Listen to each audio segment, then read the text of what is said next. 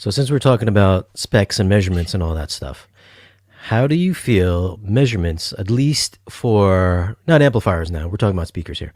How do you feel like taking measurements on speakers? How is that as important as say wattage for an amplifier? Do measurements for a speaker, like does a speaker have to measure flat? He's trying to bait me into a YouTube war. Yeah. They don't matter. Yeah, measurements don't matter. Let me sip my cappuccino and tell you how good a speaker is. It's the passion. Yeah, it's the passion. It doesn't matter if the speaker measures like shit. It doesn't matter if it has bad specs. I got an emotion out of it. I got a little boner out of it. Now it's all of a sudden it's the greatest speaker. You should just buy it. Just trust me. No. It's great to have an opinion, but at the end of the day, it's better when you can actually compare apples to apples. And there's ways that you can determine whether a speaker is right for your needs by knowing the data, by knowing the specs, by knowing, the frequency response characteristics. Let me ask you this before we even talk about audio. Would you go out and buy, a generic tire at Walmart for your BMW or for your Porsche, not having the speed rating on it, not having any type of reliability rating on whether that thing can handle your car and all the performance stuff that you want? Would you go and do that, or would you want a tire that's spec'd and it has some type of minimum standard for that car? You're right. You're right. I mean, Pete, certainly specs take you to a point, and I'm trying to be, devil's advocate on this. I think I kind of understand what he was saying when he said that specs don't always mean everything. It's about the listening experience, how they interact in the room, how they perform, but you've got to have specs. You got to have that point of reference. Specs will take you, 80% of the way, Gene. I mean, you got to tweak it and adjust it. Right. Like Floyd, I remember Floyd Toole once told me you get more useful information off the sidewall of a car tire than you do out of a loudspeaker manufacturer's website. And he's right, because a lot of the time it's just useless information. Yeah, someone's talking about Joe Intel. Joe Intel did a video on that today. He actually did a good job. He had like this evil Joe about how he was, against the guy that did that other video that we're talking about. So that was, check that out if you guys want to see that. This is just a random question, guys. I'm not really sure what you guys are talking about. Just a random question for my own enjoyment. I guess we're getting into something else though. So you do find that measurements you do find that measurements are important though. I've always wondered if you can measure a speaker and it gives out whatever frequency response it gives out, what would be the ideal response that you would expect to get from a speaker? Well, according to the research that's been done by smarter people than me, the guys at Harman, for example, they've done most of the research. The speaker that measures flat in an anechoic chamber on axis and has this very similar shape off axis at a lower level, those kind of speakers are what's called a neutral speaker. They're usually within an 86% correlation factor. They're preferred in a blind listening test compared to a speaker that's not neutral. The other thing about a speaker that is neutral is it's more predictable on how that's going to perform in a room. So you don't want a speaker that has a crazy frequency response that has a bunch of resonances. Resonances are clearly audible. You want to minimize resonances. So that is all in the amplitude response. So just dumbing down everything to a one frequency response is not going to tell you anything you need to know about that speaker. There's a series of measurements that have to be done. It's a very precise way. And then you look at the directivity index, so you know how the dispersion characteristics of that speaker, how the tweeter hands off to the mid-range. And, you want to have a good transition at that crossover frequency, because then it preserves the reflections. And the reflections that go off your walls are actually, some of them are beneficial because they add to the sound stage. They add to the ambience of the music. So let me be devil's advocate again on that. So when you take and they're designing and you're building a speaker and you have it in an anechoic chamber or blind listening test or whatever series of parameters that you're using to design and build a speaker, I've being a professional installer, I've literally put the same towers and bookshelves and LCR type speakers in multitudes of different rooms and got multitudes of different performance from them. I've taken speakers that sounded amazing in a really great room and put them next to a fireplace because that's the only place we could put them. And they sounded terrible because we couldn't pull them out enough or we couldn't do this and that. So there is a little bit of art to it. And there is some validity to that. Otherwise you could just take a computer program and just build your parameters and let the computer design the perfect speaker and you win every award. And we all know that's not true because they all have their own unique sound, their own tone, their own cabinet construction, how they interact with the room, how the sound travels around the speaker. So there's a lot of factors that go into this other than just measurements. Measurements are your baseline. If it performs and it does well in these controlled static environments, then you can kind of tweak and then kind of adjust the speaker so it works in a multitude of different environments, if that makes sense. Yeah, but you got to start out with a baseline of I agree. So specs are absolutely critical, but I'm just saying there's the art form and then there's the, checking it in different areas. There's the port. Is it rear ported? Is it front ported? How are the tweeters orientated? I mean, the driver orientation, what height does it need to be at? Remember the guy the other day had his speakers on the mantle. So his tweeters were like 1.5 feet above the proper listening area. So, I mean, there's a lot of factors that go into that. Is all I'm saying is just be open a little bit. So since you say 80% of folks are looking for this neutral speaker that probably measure flat, and they're maybe looking for measuring for controlled dispersion or directivity, why can't they make that speaker? Why can't the manufacturer make that speaker? Yeah, why can't everybody manufacturer hit that? Well, I mean, some do. I mean, the good ones do. I mean, everybody has, at the end of the day, everybody has their own preferences in how they design speakers, right? So I don't think Harman's recipe is the be-all, end-all. I think that it's a good start, but there's definitely some flavor that could be added on top of that. I personally think it's important to have bass extension with meaningful output down to 20 hertz and even down a few hertz below that. That's not something that you get out of some of these companies. They basically say that there's no program material down to 20 hertz or down to 17 hertz. So why bother having a speaker that can produce that? My viewpoint on that is if you have a subwoofer that has enough bandwidth that could produce those lower frequencies, then they could do it at the meaningful frequencies with less distortion and more headroom. And headroom is everything when it comes to music and it comes to movie impact and stuff like that. Yeah, lack of dynamic compression.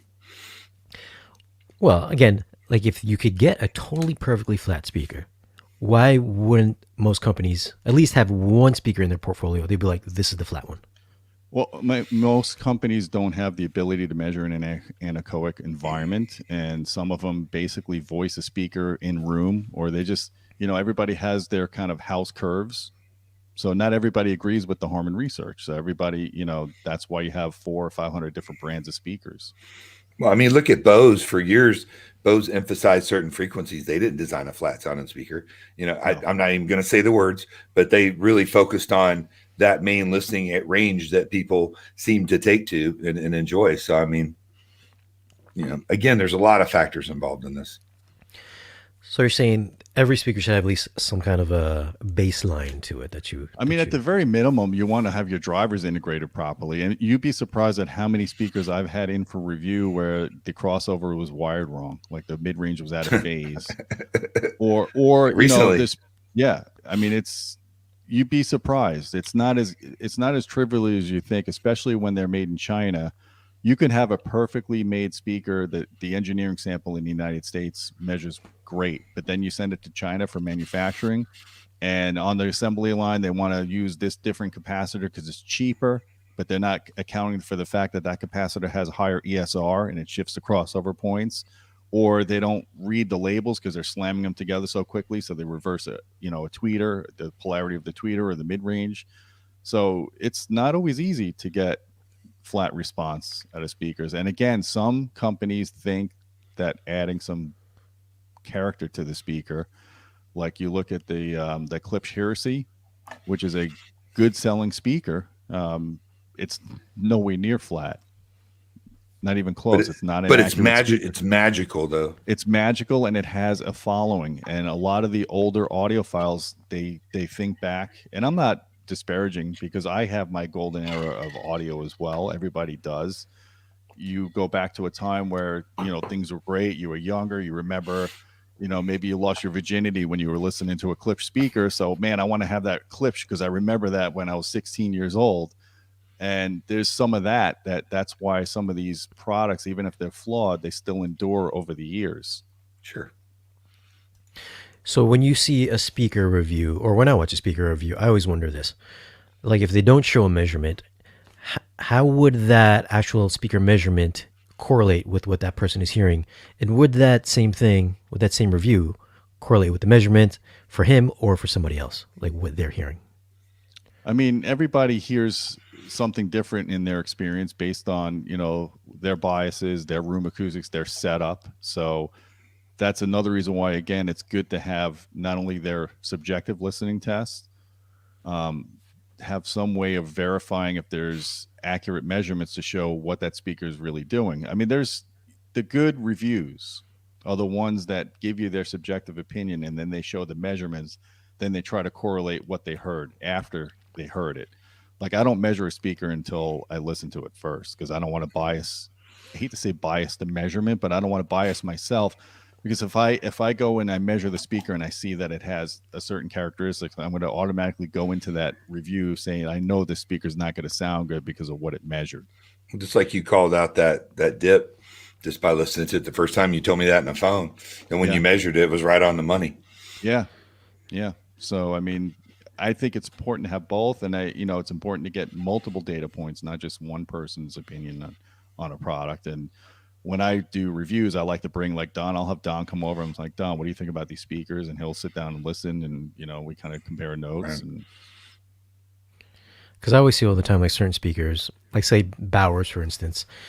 Like I would think, for me, every time I hear Bowers, I'm like, oh, it's a little soft. But most people are like, oh, it's so airy. I'm like, I don't know what you're listening to. But it's not near as soft as it used to be back in the day. Yeah. So but I agree with you.